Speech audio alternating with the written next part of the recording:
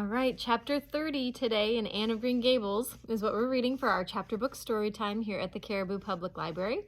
I'm Miss Erin. I'm so glad that you guys decided to join me today as we continue to read. So chapter 30 is called The Queen's Class is Organized. Marilla laid her knitting on her lap and leaned back in her chair. Her eyes were tired. She thought vaguely that she must see about having her glasses changed the next time she went to town, for her eyes had grown tired very often of late. It was nearly dark, for the dull November twilight had fallen around Green Gables, and the only light in the kitchen came from the dancing red flames in the stove. Anne was curled up Turk fashion on the hearth rug, gazing into that joyous glow where the sunshine of 100 summers was being distilled from the maple cordwood. She had been reading, but her book had slipped to the floor, and now she was dreaming. She was dreaming with a smile on her parted lips. Glittering castles in Spain were shaping themselves out of the mists and rainbows of her lively fancy. Adventures wonderful and enthralling were happening to her in Cloudland. Adventures that always turned out triumphantly and never involved her in scrapes like those of actual life. Marilla looked at her with a tenderness that would never have been suffered to reveal itself in any clearer light than that soft mingling of fire, shine, and shadow. The lesson of a love that should display itself easily in spoken word and open look was one Marilla could never learn. But she had learned to love this slim, gray-eyed girl with an affection all the deeper and stronger from its very undemonstrativeness. Her love made her afraid of being unduly indulgent. Indeed, she had an uneasy feeling that it was rather sinful to set one's heart so intensely on any human creature as she had set hers on Anne, and perhaps she performed a sort of unconscious penance for this by being stricter and more critical than if the girl had been less dear to her. Certainly Anne herself had no idea how Marilla loved her.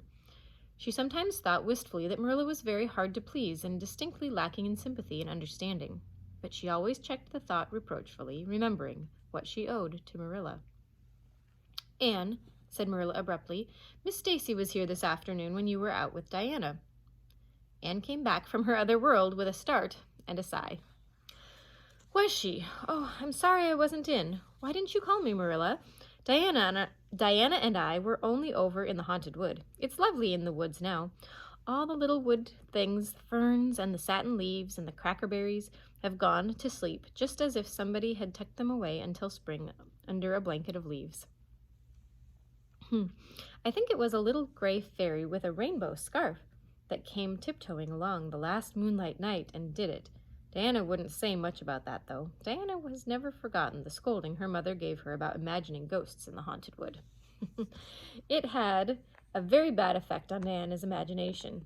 It blighted it. Mrs. Lynde says Myrtle Bell is a blighted being. I asked Ruby Gillis why Myrtle was blighted, and Ruby said that she guessed it was because her young man had gone back on her. Ruby Gillis thinks of nothing but young men, and the older she gets, the worse she is. Young men are all very well in their place, but it doesn't do to drag them into everything, does it? Diana and I are thinking seriously of promising each other that we will never marry, but be nice old maids and live together forever. Diana hasn't quite made up her mind, though, because she thinks perhaps it would be nobler to marry some wild, dashing, wicked young man to reform him. Diana and I talk a great deal about serious subjects now, you know. We feel that we are so much older than we used to be that it isn't becoming to talk of childish matters. It's such a solemn thing to be almost 14, Marilla. Miss Stacy took all us girls who are in our teens down to the brook last Wednesday and talked to us about it. She said we couldn't be too careful what habits we formed and what ideals we acquired in our teens, because by the time we were 20, our characters would be developed and the foundation laid for a whole future life. And she said if the foundation was shaky, we could never build anything really worthwhile on it. Diana and I talked the matter over coming home from school. We felt extremely solemn, Marilla, and we decided that we would try to be very careful indeed and form respectable habits and learn all that we could and be as sensible as possible so that by the time we were 20, our characters would be properly developed. It's perfectly appalling to think of being 20, Marilla. It sounds so fearfully old and grown up. But why was Miss Stacy here this afternoon? That is what I was about to tell you, Anne, if you'll ever give me a chance to get a word in edgewise. She was talking about you." "About me?" Anne looked rather scared. Then she flushed and exclaimed, "Oh, I know what she was saying. I meant to tell you, Marilla. Honestly, I did, but I forgot. Miss Stacy caught me reading Ben-Hur in school yesterday afternoon, when I should have been studying my Canadian history. Jane Andrews lent it to me. I was reading it at dinner hour, and I had just got to the chariot race when school went in. I was simply wild to know how it turned out, although I felt sure that Ben-Hur must win, because it wouldn't be political justice if he didn't. So I spread the history open on my desk lid and then tucked Ben-Hur between the desk and my knee. It just looked as if I were studying Canadian history, you know, while all the while I was reveling in Ben-Hur. I was so interested in it that I'd never noticed Miss Stacy coming down the aisle until all at once I just looked up, and there she was looking down at me, so reproachful-like. Can't tell you how ashamed I felt, Marilla, especially when I heard Josie Pye giggling. Miss Stacy took Ben-Hur away, but she never said a word then. She kept me in at recess and talked to me. She said I had done very wrong in 2 respects. First, I was wasting the time that I ought to have put on my studies, and secondly, I was deceiving my teacher in trying to make it appear that I was reading a history when it was a storybook instead. I'd never realized until that moment, Marilla, that what I was doing was deceitful. I was shocked. I cried bitterly and asked Miss Stacy to forgive me. I'd never do such a thing again, and I offered to do penance by never so much as looking at Ben-Hur for a whole week, not even to see how the chariot race turned out. But Miss Stacy said she wouldn't require that. She forgave me freely, so I think it wasn't very kind of her to come up here to talk to you about it after all. Miss Stacy never mentioned such a thing to me, Anne. It's only your guilty conscience that's the matter with you. You have no business to be taking storybooks to school. You've read too many novels anyhow. When I was a girl, I wasn't so much as allowed to look at a novel. Oh, how can you call Ben-Hur a novel when it's really such a religious book? Protested Anne. Of course, it's a little too exciting to be proper reading for Sunday, and I only read it on weekdays. I never read any book now unless either Miss Stacy or Mrs. Allen thinks that it is a proper book for a girl 13 3/4 to read. Miss Stacy said, she made me promise that. She found me reading a book one day called The Lurid Mystery of the Haunted Hall. It was one Ruby Gillis had lent me, and, Marilla, it was so fascinating and creepy.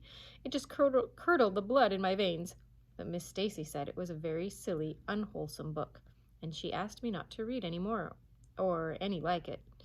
I didn't mind promising not to read any more like it, but it was agonizing to give back that book without knowing how it turned out. But my love for Miss Stacy stood the test, and I did. It's really wonderful, Marilla, what you can do when you're truly anxious to please a certain person. Well, I guess I'll light the lamp and get to work, said Marilla. I see plainly that you don't want to hear what Miss Stacy had to say.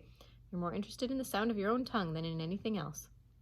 Oh, indeed, Marilla, I do want to hear it, cried Anne contritely. I won't say another word, not one. I know I talk too much, but I am really trying to overcome it. And although I say far too much, yet if you only knew how many things I want to say and don't, you'd give me some credit for it. Please tell me, Marilla. Well, Miss Stacy wants to organize a class among her advanced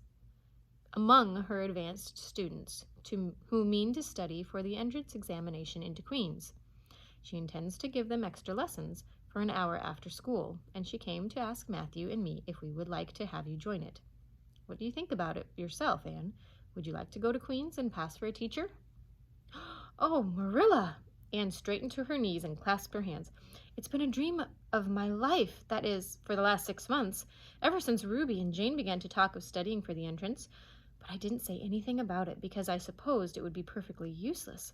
I would love to be a teacher, but wouldn't it be dreadfully expensive? Mr. Andrews says it cost him $150 to put Prissy through, and Prissy wasn't a dunce in geometry. I guess you needn't worry about that part of it. When Matthew and I took you to bring up, we resolved that we would do the best we could for you and give you a good education. I believe in a girl being fitted to earn her own living, whether she ever has to or not. So you'll always have a home at Green Gables as long as Matthew and I are here, but nobody knows what's going to happen in this uncertain world, and it's just as well to be prepared. So you can join Queen's class if you like, Anne. Oh, Marilla, thank you. Anne flung her arms around Marilla's waist and looked up earnestly into her face. I'm extremely grateful to you and Matthew, and I'll study as hard as I can and do my very best to be a credit to you. I warn you not to expect much in geometry, but I think I can hold my own in anything else if I work hard. I dare say you'll get along well enough. Miss Stacy says you are bright and diligent. Not for worlds would Marilla have told Anne just what Miss Stacy had said about her. That would have been to pamper vanity. You needn't rush to any extreme of killing yourself over your books. There is no hurry. You won't be ready to try the entrance for a year and a half yet. But it's well to begin in time and to be thoroughly grounded, Miss Stacy says. I shall take more interest than ever in my studies now, said Anne blissfully, because I have a purpose in life. Mr. Allen says everybody should have a purpose in life and to pursue it faithfully. Only he says we must first make sure that it is a worthy purpose. I would call it a worthy purpose to want to be a teacher like Miss Stacy, wouldn't you, Marilla? I think it's a very noble profession. The Queen's class was organized in due time. Gilbert Blythe, Anne Shirley, Ruby Gillis, Jane Andrews, Josie Pye, Charlie Sloane, and Moody Spurgeon McPherson joined it. Diana Barry did not, as her parents did not intend to send her to Queen's. This seemed nothing short of a calamity to Anne. Never since the night on which Minnie May had the croup had she and Diana been separated in anything.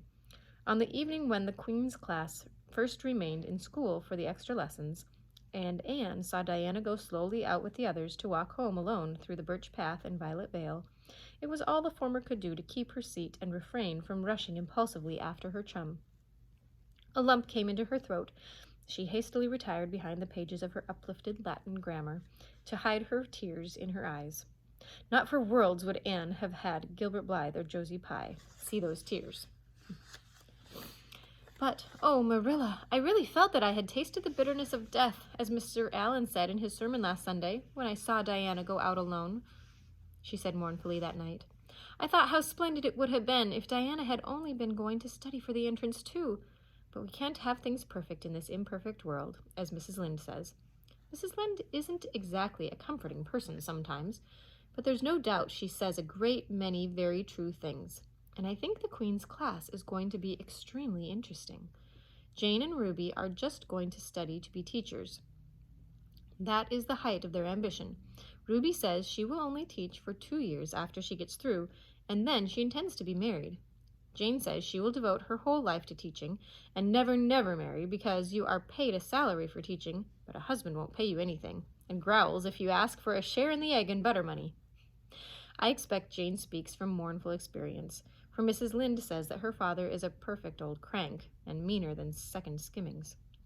Josie Pye says she's just going to college for education's sake because she won't have to earn her own living. She says, of course, it is different with orphans who are living on charity.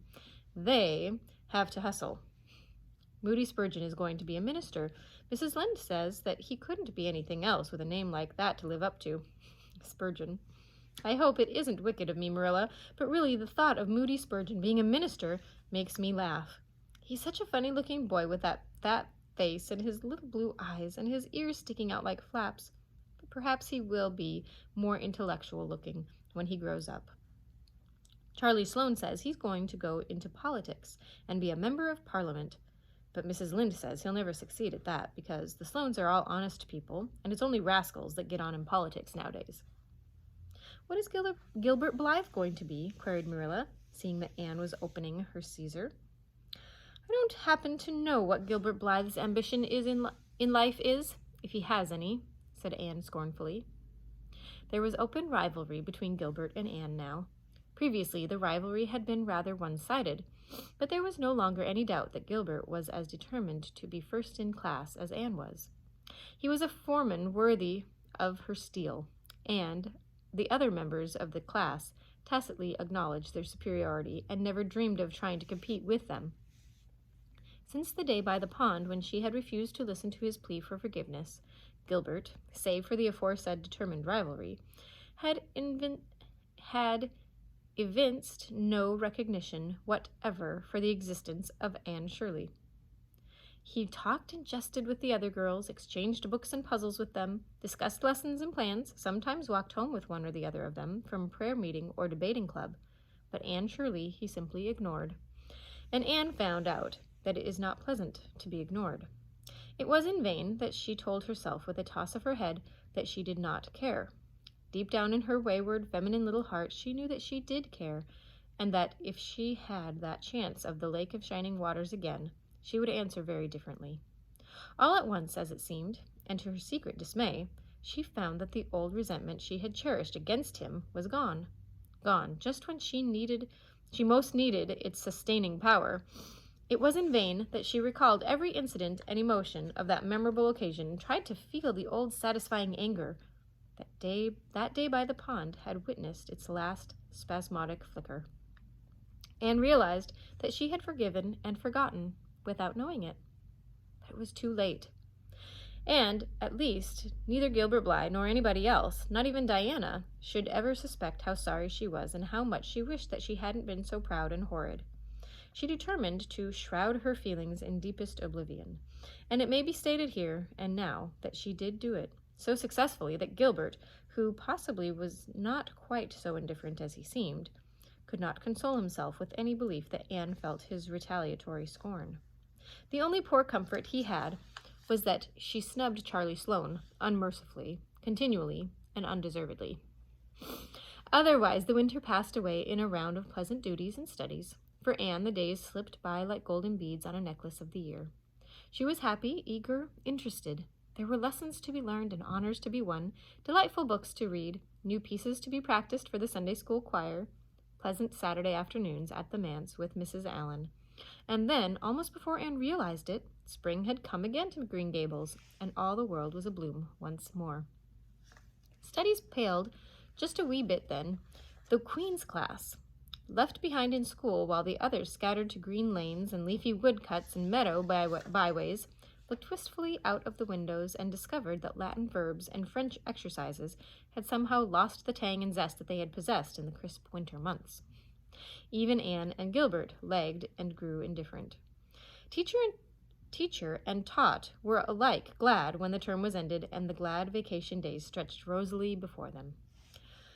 "But you've done good work this past year," Miss Stacy told them on the last evening, "and you deserve a good jolly vacation. Have the best time you can in the out-of-door world and lay in a good stock of health and vitality and ambition to carry you through next year. It will be a tug of war, you know, the last year before the entrance." "Are you going to be back next year, Miss Stacy?" asked Josie Pye. Josie Pye never scrupled to ask questions. In this instance, the rest of the class felt grateful to her. None of them would have dared to ask it of Miss Stacy, but they all wanted to, for there had been alarming rumors running at large through the school for some time that Miss Stacy was not coming back the next year, that she'd been offered a position in the graded school of her own home district and meant to accept. The Queen's class listened in breathless suspense for her answer. "Yes, I think I will," said Miss Stacy. "I thought of taking another school, but I've decided to come back to Avonlea. To tell the truth, I've grown so interested in my pupils here that I found I couldn't leave them. So I'll stay and see you through." "Hooray!" said Moody Spurgeon. Moody Spurgeon had never been so carried away by his feelings before, and he blushed uncomfortably every time he thought about it for a week. "Oh, I'm so glad," said Anne with shining eyes. "Dear Miss Stacy, it would be perfectly dreadful if you didn't come back. I don't believe I could have the heart to go on with my studies at all if another teacher came here." When Anne got home that night, she stacked all her textbooks away in an old trunk in the attic, locked it, and threw the key into the blanket box. "I'm not even going to look at the school book in all vacation," she told Marilla. "I've studied as hard all the term as I possibly could, and I've pored over that geometry until I know every proposition in the first book off by heart, even when the letters are changed. I just feel tired of everything sensible, and I'm going to let my imagination run riot for the summer. Oh, you needn't be alarmed, Marilla. I'll only let it run riot with reasonable limits. But I want to have a real good jolly time this summer, for maybe it's the last summer I'll be a little girl. Mrs. Lynde says that if I keep stretching out next year as I've done this, I'll have to put on longer skirts. She says I'm all running to legs and eyes. And when I put on longer skirts, I shall feel that I have to live up to them and be very dignified. I won't even do to believe in fairies then, I'm afraid, so I'm going to believe in them with all my whole heart this summer. I think we're going to have a very gay vacation. Ruby Gillis is going to have a birthday party soon, and there's the Sunday school picnic and the missionary concert next month. And Mr. Barry says that some evening he'll take Diana and me over to the White Sands Hotel and have dinner there. They have dinner there in the evening, you know. Jane Andrews was over once last summer, and she says it was a dazzling sight to see the electric lights and the flowers and all the lady guests in such beautiful dresses. Jane says it was her first glimpse into high life, and she'll never forget it to her dying day. Mrs. Lynde came up the next afternoon to find out why Marilla had not been at the aid meeting on Thursday. When Marilla was not at aid meetings, people knew that there was something wrong at Green Gables. Matthew had a bad spell with his heart Thursday, Marilla explained, and I didn't feel like leaving him. Oh, yes, he's all right again now, but he takes them spells oftener than he used to, and I'm anxious about him. The doctor says he must be careful to avoid excitement. That was easy enough, for Matthew doesn't go about looking for excitement by any means and never did. But he's not to do any very heavy work either, and you might as well tell Matthew not to breathe as not work. Come and lay off your things, Rachel. You'll stay to tea? Well, seeing as you're so pressing, perhaps I might as well stay, said Miss Rachel, who had not the slightest intention of doing anything else. Mrs. Rachel and Marilla sat comfortably in the parlor, while Anne got the tea and made hot biscuits that were light and white enough to defy even Mrs. Rachel's criticism. I must say, Anne has turned out a real smart girl, admitted Mrs. Rachel, as Marilla accompanied her to the end of the lane at sunset. She must be a great help to you. She is, said Marilla, and she's real steady and reliable now. I used to be afraid that she'd never get over her feather-brained ways, but she has, and I wouldn't be afraid to trust her with anything now. I never would have thought she'd have turned out so well that first day when I was here 3 years ago, said Mrs. Rachel. Lawful heart shall I ever forget that tantrum of hers. When I went home that night, I said to Thomas, says I, mark my words, Thomas, Marilla Cuthbert'll live to rue the step she's took. But I was mistaken, and I'm real glad of it. I ain't one of those kind of people, Marilla, as can never be brought to own up that they've made a mistake. No, that never was my way, thank goodness. I did make a mistake in judging Anne, but it weren't no wonder, for an odder, unexpecteder witch of a child there never was in this world, that's what. There was no ciphering her out by the rules that worked with other children. It's nothing short of wonderful how she's improved these 3 years, but especially in looks. She's a real pretty girl, got to be, though I can't say I'm overly partial to that pale, big-eyed style myself. I like more snap and color, like Diana Barry has, or Ruby Gillis.